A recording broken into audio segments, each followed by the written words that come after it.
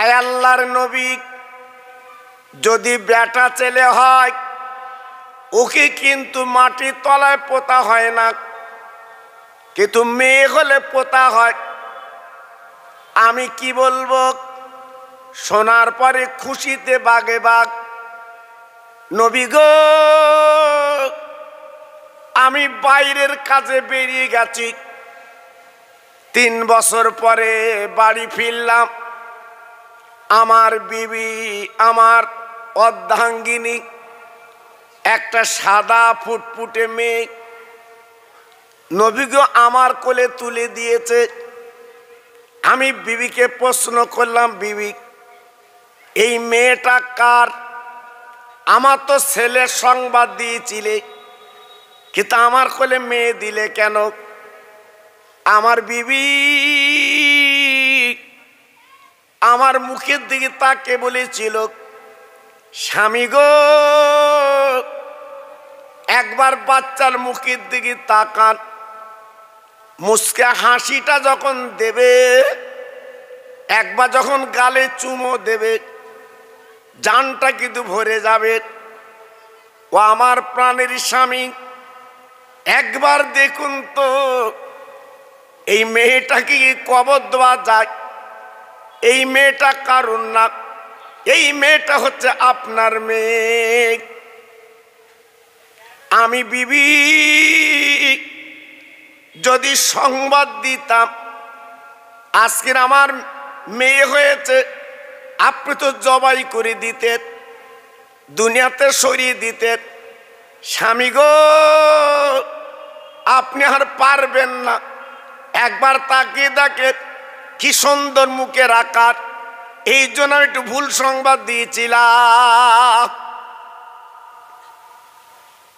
আল্লাহর নবী, রহমতের নবী, আমার দয়ার নবীর সামনে বলছে, সাহাবীর চোখ দিয়ে ঝরঝর করে পানি পড়ছে।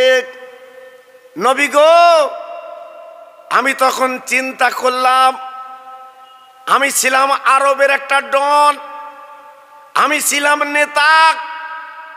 আজকের অন্য অন্য মেয়েদের আমি কবর দিতে বলেছি, আর আমার মেয়েকে যদি বাঁচিয়ে রাখি আমি মানুষের সামনে মুখ দেখাবো কি করে?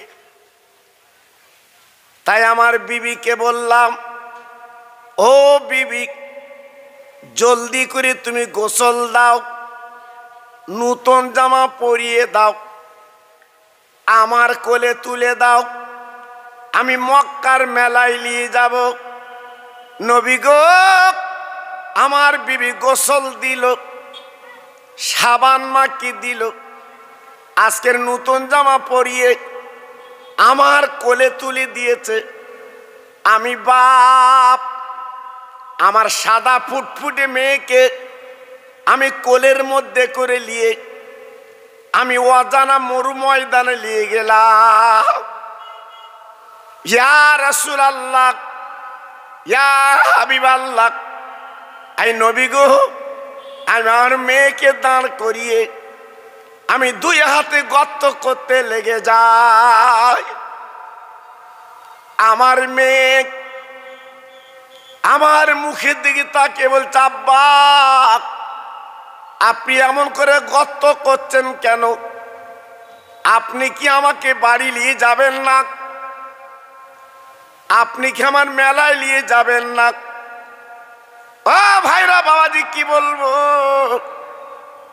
আমি নিষ্ঠুরিনী দয়া, আমার মেয়ের দিকে আমি কান দিলাম না, বরঞ্চ আমি কি করলাম, আমি বালুকাশরী গর্ত করতে লেগে লাগলাম।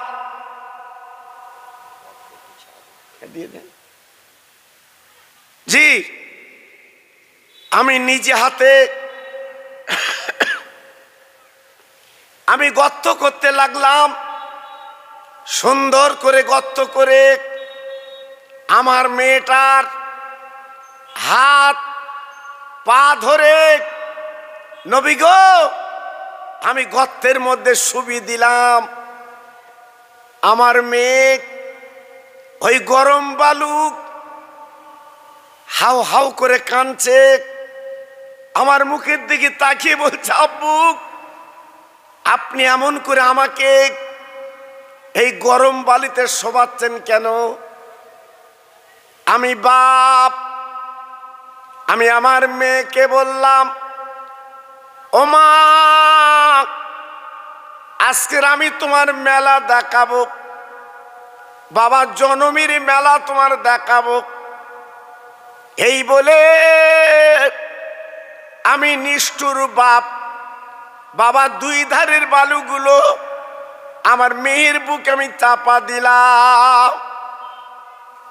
আমার কলিজার টুকরি, আমার নয়নের মণি আমার মুখের দিকে তাকে বলছে, আব্বু তুমি আমার বুকে বালি দিও না, আমি গরম বালু সহ্য করতে পারছি না।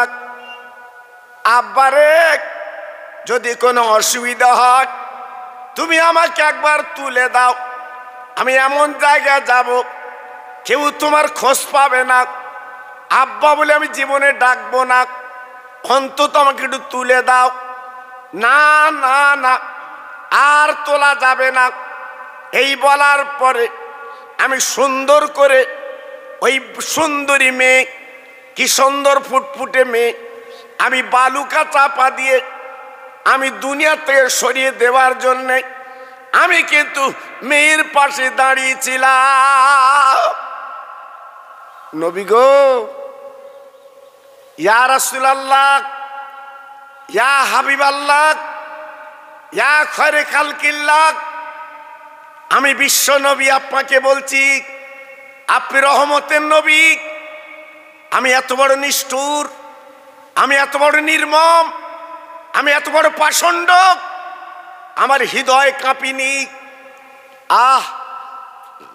আমি সেই মেয়েটার বুকের উপরে আমি বালু চাপা দিলাম।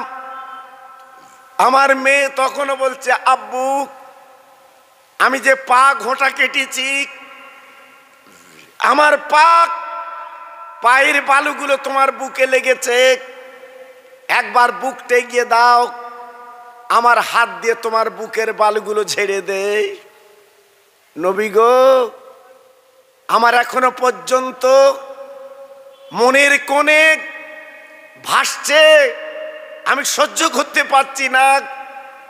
আমি সমস্ত বালিগুলো, জি যেসব বালুগুলো আমি জড়সড় করেছিলাম, সব বালুগুলো আমি চাপা দিলাম।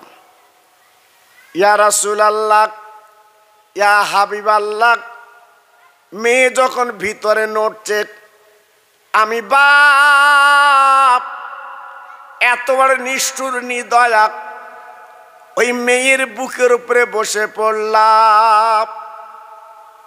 ইয়া রাসূলুল্লাহ, হাবিবাল্লাহ, নবী গো, আমার এখনো পর্যন্ত মনে হচ্ছে আমার মেয়ে যেন আমার বুকের বালু ঝেড়ে দিচ্ছে। ইয়া রাসূলুল্লাহ, ইয়া হাবিবাল্লাহ, নবী গো, আমি সহ্য করতে পারছি না, আমার জীবনের অন্যায় কি মাফ হবে?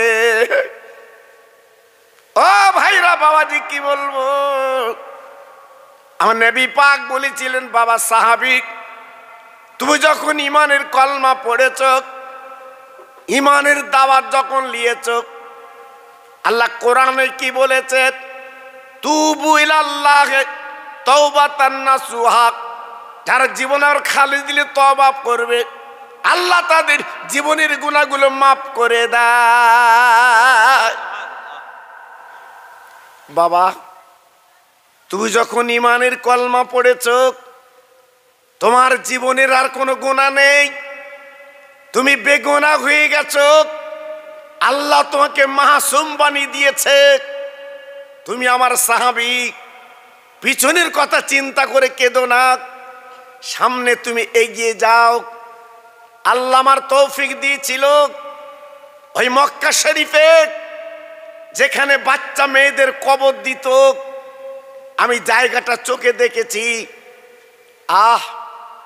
এত পাষণ্ড ছিল, এত নির্মম, এত আপনার পাপী, কিন্তু আজকে লক্ষ্য করে দেখুন, সেই নবী যখন এলেন সারা পৃথিবীতে কলেমার বাণী পৌঁছে দিয়েছেন। একটু জোরে চিল্লে বলুন সুবহানাল্লাহ। তাই আজকের আমি বলবো, আমার মুসলমান ভাই, আমার তরুণ যুবক, আমার মা বোনেরা, বেটিরা, শুধু নবীর উম্মাত বলে বাড়ি বসে থাকলে চলবে না। নবীর কাজ কিছু করতে হবে, তবে আপনি মুক্তি পাবেন, নাজাত পাবেন। জি, একটু মোহাব্বতের সঙ্গে জিকির করেন কালেমা লা ইলাহা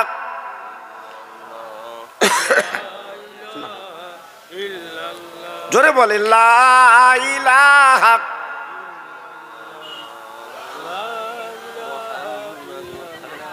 আরেকটু জোরে লা ইলাহা ইল্লাল্লাহ, লা ইলাহা। কি সুন্দর হচ্ছে।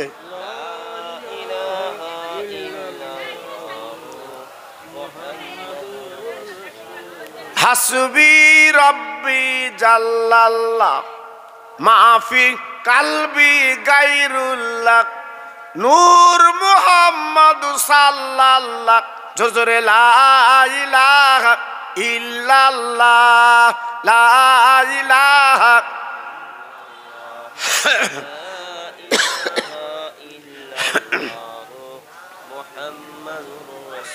প্রাণ খুলে বলেন আল্লাহুম্মা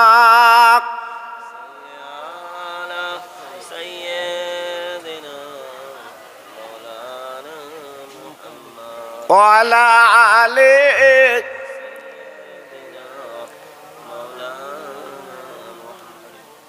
বুকে আমার কাবা শরীফ, মুখে আমার নবীর নাম,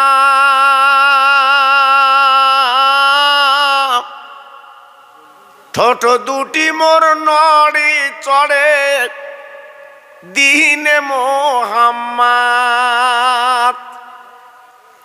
আরব দেশে জন্ম নবীর, আব্দুল্লাহর ওই ঘরে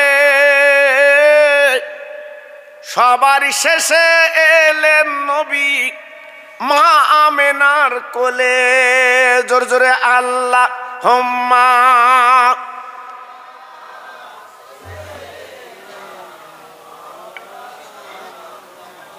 ওয়ালা আলে।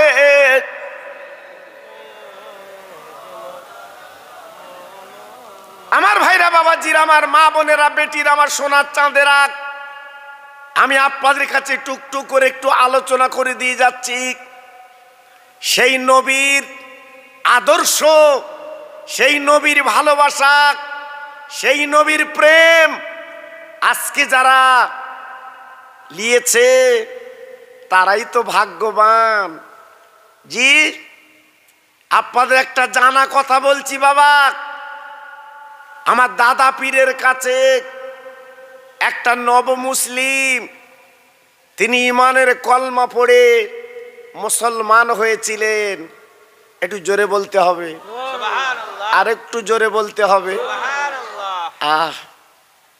আমার মোজাদ্দেদের জামান দাদা হুজুর পীর কেবলা যখন বাংলাদেশ পাবনা জেলায় জলসা করতে গেলেন, একজন নব মুসলিম, নাম তার প্রতাপচন্দ্র সেন, আমার দাদা পীরের অজে মুগ্ধ হয়ে গেলেন।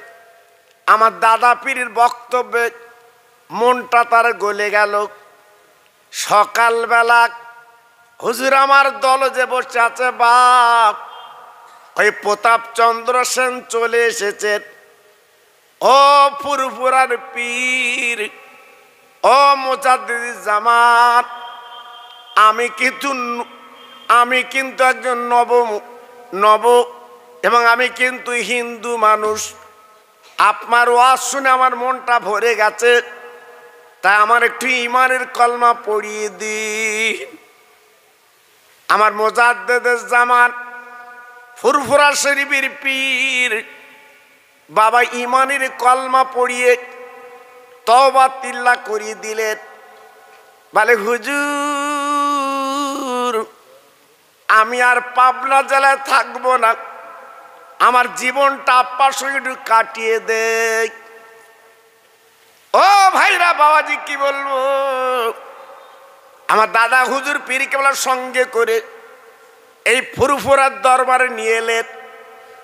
আমার দাদা হুজুর পীর কেবলার ঘরে দাদা হুজুর পীর কেবলার আপ্পার বলে সঙ্গে উনি জীবন যাপন করতে লাগলেন। আমার দাদা হুজুর পীর কেবলা ওই নব মুসলিম প্রতাপ চন্দ্র সেন, ওনার নাম দিলেন সুফি আব্দুল মোমেন। ও ভাইরা বাবাজি কি বলবো, আমার দাদা হুজুর পীর কেবলা বলেছিলেন, ও বাবা সুফি আব্দুল মোমেন, আর দেরি করলে চলবে না, আমি তোমার পীর। আজকে তোমাকে বলে দিচ্ছি বাবা, যত আল্লাহর ওলির মজার আছে তুমি মজারগুলো জিয়ারাত করবে, এমনকি আমার নবী রওজায় তুমি চলে যাবে।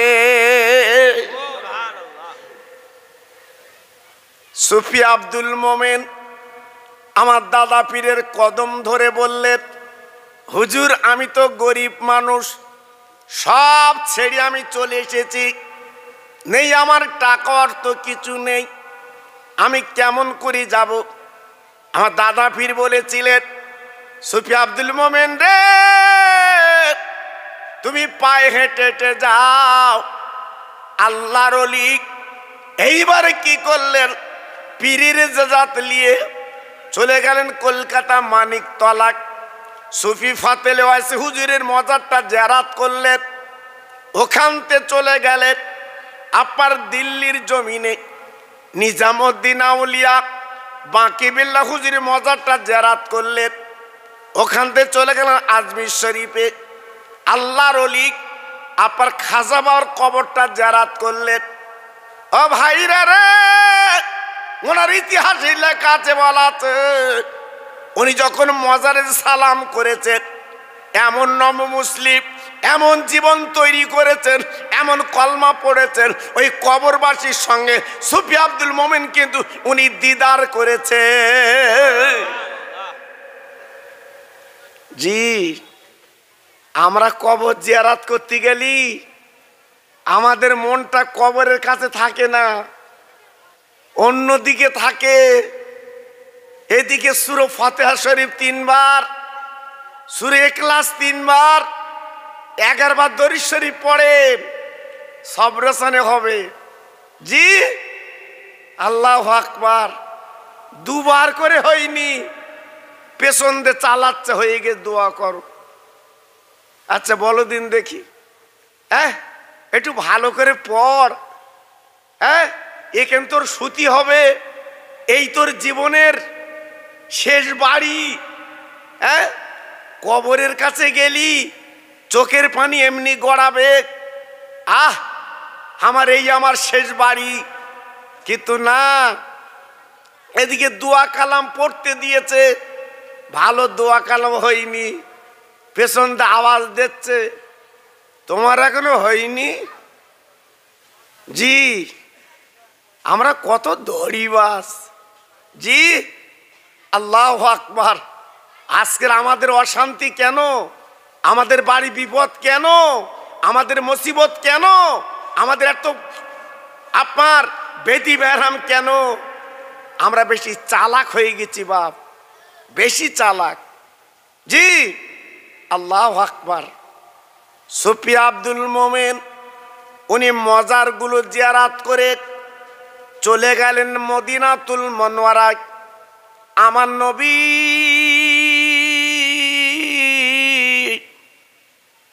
যে রওজা শরীফে নবী আমার শুয়ে আছে, সুফি আব্দুল মোমেন বাবা রওজা শরীফে দাঁড়িয়ে আমার রসুলকে সালাম দিয়েছেন, আসসালামু আলাইকা ইয়া রাসূলুল্লাহ, আসসালামু আলাইকা ইয়া হাবিবাল্লাহ।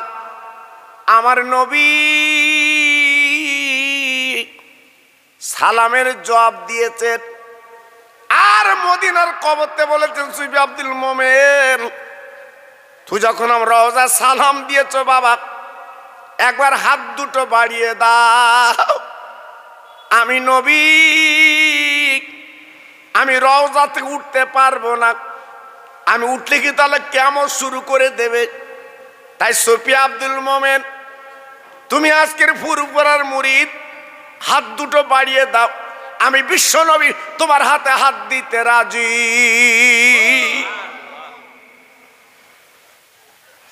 নবমুসলিম প্রতাপচন্দ্র সেন আমার দাদা পীর নাম দিয়েছিলেন সুফিয়া আব্দুল মোমেন। আমার রসুল পাকের হাতে হাত দিয়েছেন। একটু জোরে বলা গেল না? আর একটু জোরে বলতে পারলেন না? কপাল দেখুন, নসিব দেখুন। হ্যাঁ, একটা নবমুসলিম কিভাবে জীবন তৈরি করে আমার বিশ্ব নবীর হাতে হাত দিলেন। আর আমরা তো হাঁড়িতে নাড়িতে, আমরা তো মুসলমান। একটা ভাই আমরা বলতে পারবো মাহফিলে যে হুজুর আমি নবীর হাতে হাত দিয়েছি, আমার নবীর সাথে দেখা হয়েছে? না না, নবীর সঙ্গে দেখা করতে গেলে স্বচ্ছ হতে হবে। নবীর সাথে দেখা করতে গেলে সত্যবাদী হতে হবে। তোমার মধ্যে কোনো মিথ্যে, চুকলুমি, ফেরেবাজি কিচ্ছু থাকবে না। তবে হবে তুমি কমপ্লিট এবং নবী তোমার দেখা দেবে। জি, আজকের আমাদের দেখা দেয় না কেন? একটু ভাবলেন না? সুফিয়া আব্দুল মোমেন রহমাতুল্লাহ আলাইহি আমার নবীর হাতে হাত দিয়ে সোজা চলে গেলেন আফ্রিকার জঙ্গলে, যেখানে বাঘ সিংহ বাস করে। বাবা কাঁদেছিল নামাজের পাটি। ওই পাটিটা আপার সুন্দরবনের জঙ্গলে, আপার গভীর জঙ্গলে বিছিয়ে একটু ইল্লাল্লাহ জিকির করবে। ভাই গো,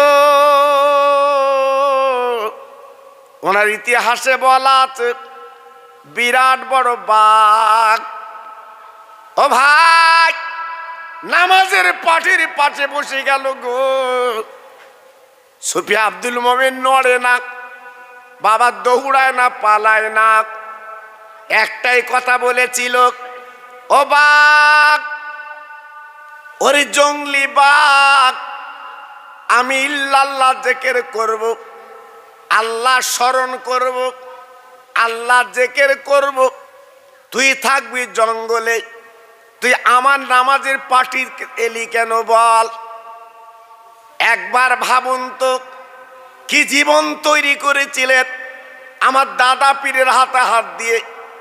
আজকের বাঘকে উনি বলছেন, বাঘ জবান খুলে আপনার পা দুটো উঁচু করে বলছে, হুজুর আল্লাহর কসম করে বলছি আমি আপনার খাবো না, আমি আপনার ক্ষতি করতে আসিনি। আপনি হলেন মুজাদ্দিদের জামান আবু বকর সিদ্দিকের মুরিদ। তাই আপনি জঙ্গলে যতদিন জিকির করবেন, আমরা দুটো বাঘ আপনার পাহারাদার রয়ে গেলাম।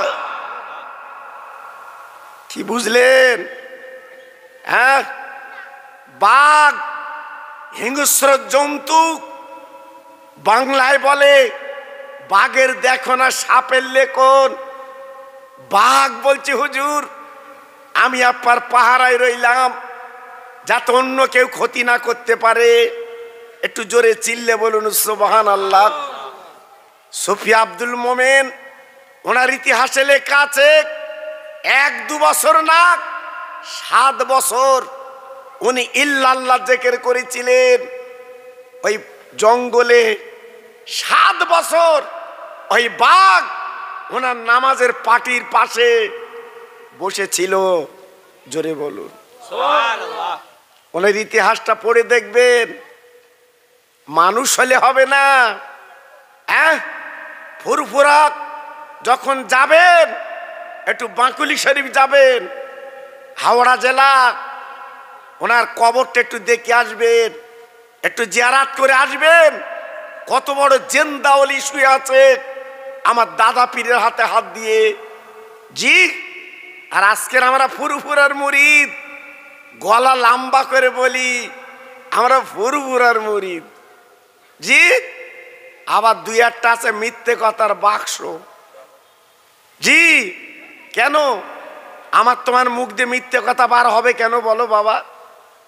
জি, আমরা নবীর উম্মত না? আমাদের আল্লাহ কোয়ালিটি আলাদা করেছে বাবা। একটাই কথা হচ্ছে, আমরা জীবনে মিথ্যে কথা বলতে পারবো না। আমরা সেই নবীর উম্মত। একটু জোরে চিল্লে বলুন সুবহানাল্লাহ। জি, আজকের আমার ভাইরা যারা এখনো বাড়ি বসে আছে, ওদের তো থাকার কথা না।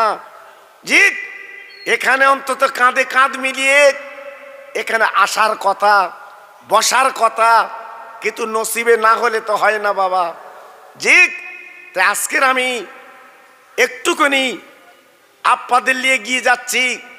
নবীর প্রেম, নবীর ভালোবাসা পেতে গেলে আর কি করতে হবে আমি একটুখানি আপনাদের বুঝিয়ে দিচ্ছি। তাই যত ভাই আমার এখানে বসে আছে, একটু গলা ছেড়ে আমি একটু তাকবীর দেব, আপনারা একটু গলা ছেড়ে আল্লাহর নাম নেবেন। তবে যদি মনে করেন আমি বলবো না, ওটা আপনার ব্যাপার। আমি জোর করে বলাবো না বাপ, আমি সেই বক্তা না, আমি জোর করে বলাবো। আপনার যদি মন চায় একটু আল্লাহর নাম নেবেন। আজ কত বোবা ঘরে দেখেছেন, কথা বলার জন্য কলিজা ফেটে যাচ্ছে, কিছু কথা বলতে পারছে না। জি, আল্লাহ আমাদের কথা বলার ক্ষমতা দিয়েছে, তাই সবাই মিলে একটু আল্লাহর নামটা নেন দেখি। নারায়ে তাকবীর, আল্লাহু আকবার। সবাই দিয়েছেন? সবাই দেন। আমার যত ভাই বসে আছে, এর যদি এক আওয়াজ একটু আল্লাহর নাম নেন, আমার আল্লাহ কত খুশি হয়, আল্লাহ কত রাজি হয়। জি, একটু সবাই মিলে বলেন নারায়ে তাকবীর। খুব সুন্দর হয়েছে। সিলসিলায়ে হক ফুরফুরা শরীফ, সিলসিলায়ে হক ফুরফুরা শরীফ, মহান ইসালে সওয়াব, মহান ইসালে সওয়াব। নারায়ে তাকবীর। সুন্দর হয়েছে। একটু কালেমা পড়েন, লা ইলাহা ইল্লাল্লাহ, লা ইলাহা। সবাই বলেন, বলেন, খুব সুন্দর হচ্ছে।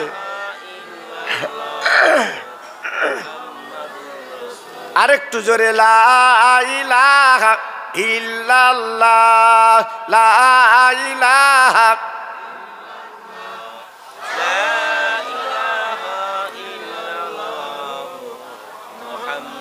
বাহ। রব্বি রব্বি রব্বিল্লাহ, মাফি কালবি গায়রুল্লাহ, এ নূর মুহাম্মদ সাল্লাল্লাহ। জোরে জোরে, লা ইলাহা ইল্লাল্লাহ, লা ইলাহা।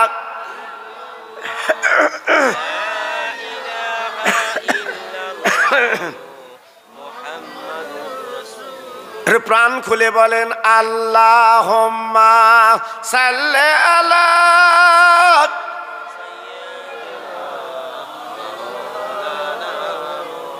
খুব সুন্দর হচ্ছে। ওয়া আলা আলি।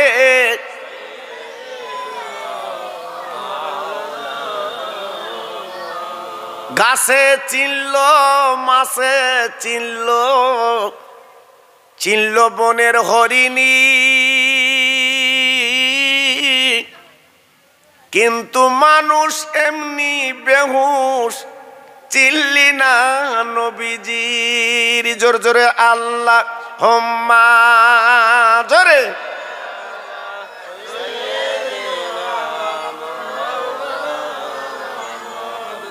ওয়া আলা আলি।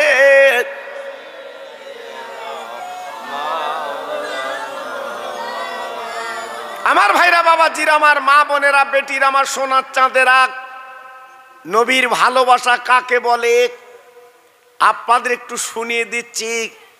নবীর প্রেম কাকে বলে একটু মনে রাখা দরকার।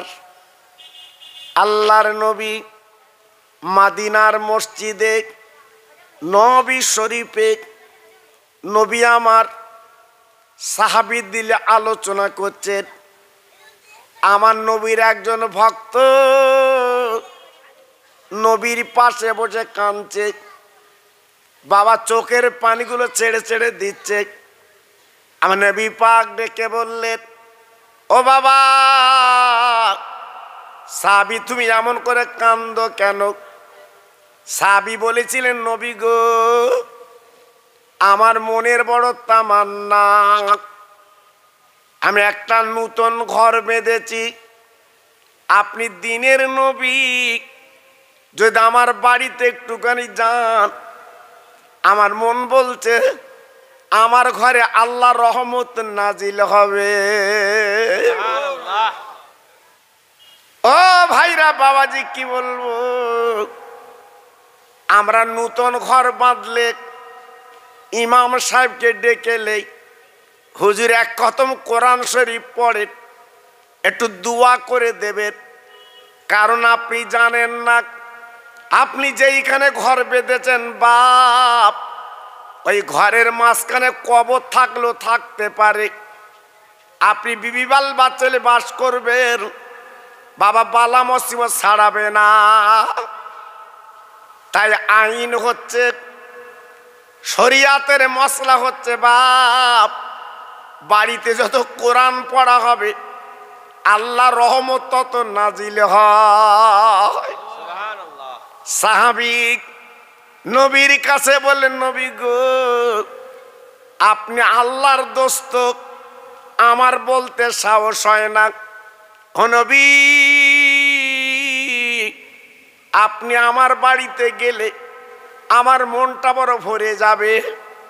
আমার নবী পাক ডেকে বললেন, ও সাহাবী তুমি কেঁদো না, আমি নবী পাক তোমার দাওয়াত কবুল করলাম, আগামীকাল দুপুরবেলা তোমার বাড়িতে যাব।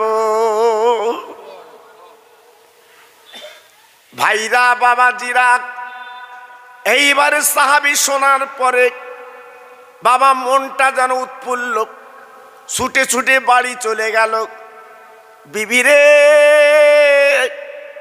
একটা খবর তোমার শোনাই, আমরা নতুন ঘর বেঁধেছি, বসবাস করবো বিবি বাল বাচ্চা নিয়ে, কিন্তু দিনের নবী, যে নবীকে দাওয়াত করে পাওয়া যায় না, আমার নবী আমার দাওয়াত নিয়েছে, আগামীকাল দুপুরবেলা আমার নবী পাক আমার বাড়িতে আসবে। ও প্রাণের বিবি তুমি জানো না, আমার বিবি আমার বাড়িতে এলে আল্লাহর নবীর পা যদি আমার বাড়ি পড়ে, আমার বাড়িতে আল্লাহর রহমত নাজিল হবে। আহ বিবি খুশিতে বাগে বাগ, স্বামী গো আজ তুমি কি শোনাচ্ছ? রহমতের নবী আল্লাহর দোস্ত আজ আমার বাড়ি আসবে। আমরা তো গরিব, আমাদের তো কিচ্ছু নেই, দুদিন তিন দিন উনুন জ্বলে না, আমাদের ঘরে তো খাওয়ার কিছু নেই, রহমতের নবী আসবে, কিন্তু নবীকে আমরা কি খেতে দেব?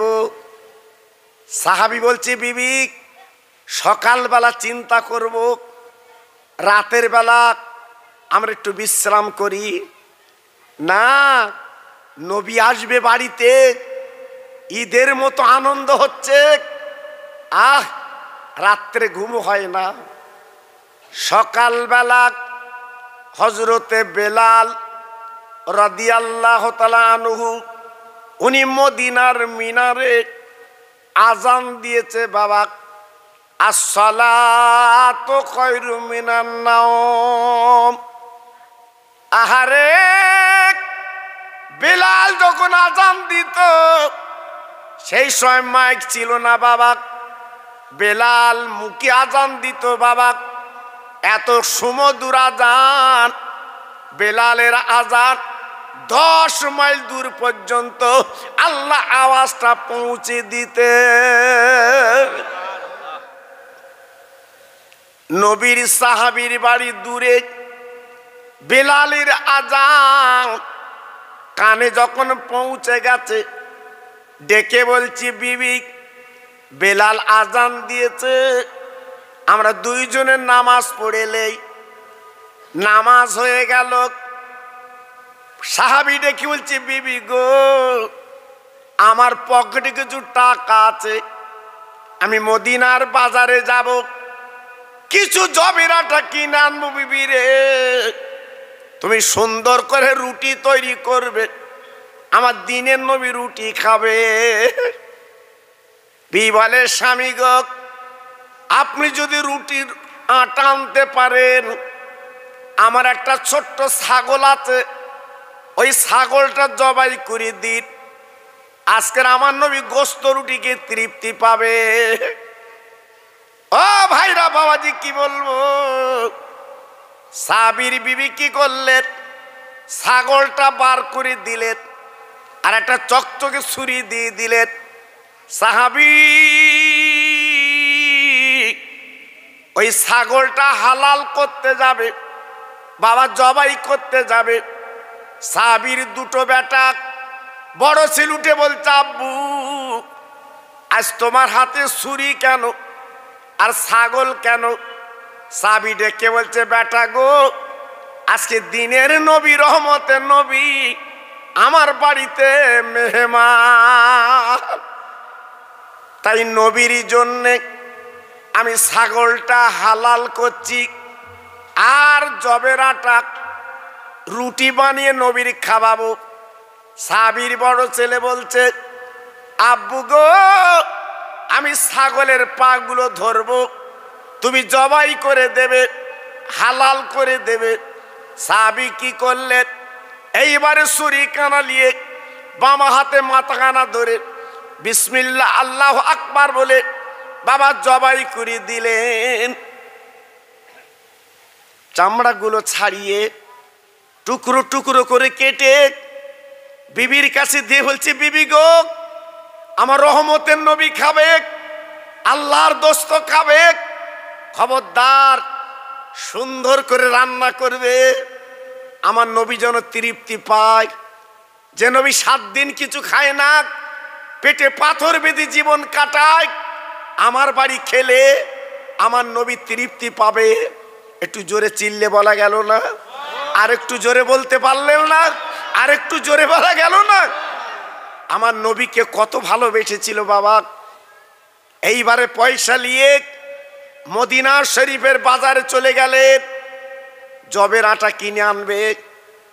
হঠাৎ সাহাবীর ছোট ছেলে উঠে বড় ভাইয়ের হাতটা ধরে বলছে, বড় ভাই, পাঁচিলের কাছে রক্ত কেন? আমি তো রক্ত দেখিনি, আজকে রক্ত দেখলাম কেন? বলে, ছোট ভাই, আমাদের একটা ছাগল ছিল, ওই ছাগলটা জবাই হয়েছে, আমি নিজে ছাগলের পা ধরেছি, আমার আব্বা হালাল করে দিয়ে জবাই করে দিয়েছে। ছোট ভাই ডেকে বলছে, বড় ভাই, কি করে জবাই হলো? আমি তো একটু দেখতে পেলাম না, আমি তো বুঝতে পারলাম না। বড় ভাই বলছে, ছোট ভাই, তবে ছাগল জবাই কেমন করে করে আমি কিন্তু তোমাকে দেখাবো। এই বলে ঘরের মধ্যে গেল, বাবা চকচকে ছুরিটা বার করলো। এইবার ছোট ভাইকে শুবিয়ে বিসমিল্লাহ আল্লাহু আকবার বলে আব্বা যেমন ছুরি টেনেছিল, বাপ ওই করে ছুরি টানতে লাগলো। কিন্তু বড় ভাই জানে আমি উল্টো পিঠ দিয়ে টানবো, আল্লাহর কি শান। বাবা সিধে পিঠ দিয়ে টেনেছে, হুলকুন কেটে গেল, গল গল করে রক্ত বেরুচ্ছে। এইবার মায়ের কাছে দৌড়ে গেল, মা, ও মা, ও মা, মা জননী গো, একটা বার তুই বেরিয়ে এসো, আমি বুঝতে পারিনি আমার মার পেটের ভাই, আমি কোথায় গেলি পাই, আজ আমার ভাই কিন্তু দুনিয়ায় বেঁচে নাই। ও ভাইরা বাবাজি, কি বলবো, পেটে ধরা মা, বাবা জনম দুঃখিনী মা। এইবারে দৌড়ে দৌড়ে চলে গেল, যে দেখে মানিক তখনও নড়ছে। বাবা তখনই কিন্তু মরিনি। আহ, মা বাচ্চার পাঁজা করে দুই গালে চুমু দিয়ে বলছে, মাবুদ আজকের আমার বাড়ি ঈদের মতো আনন্দ। আয় আল্লাহ, আজকে তুই মলিন করে দিলি, আজকের আমার বাড়ি খুশি, আজকের আমার বাড়ি আনন্দ, আজকের আমার বাড়ি এই অবস্থা। দিনের নবী আসবে, আমি এখন বাচ্চালি কি করব? ঝরঝর করে কাঁদছে, চোখের পানিগুলো বুক ভিজে যাচ্ছে, আর ছেলে নড়ে না, দুনিয়াতে চির বিদায় নিয়ে চলে গেছে। তাই কেঁদে কেঁদে বলছে, আল্লাহ আমার মাওলা, তোর নিয়ামত তুই আমার কাছে জমা রেখেছিলিস, আজকে তুই তুলে নিয়েছিস। আমি এক বিন্দু কাঁদবো না, আমার দিনের নবীর খেদমত আমি আগে করব।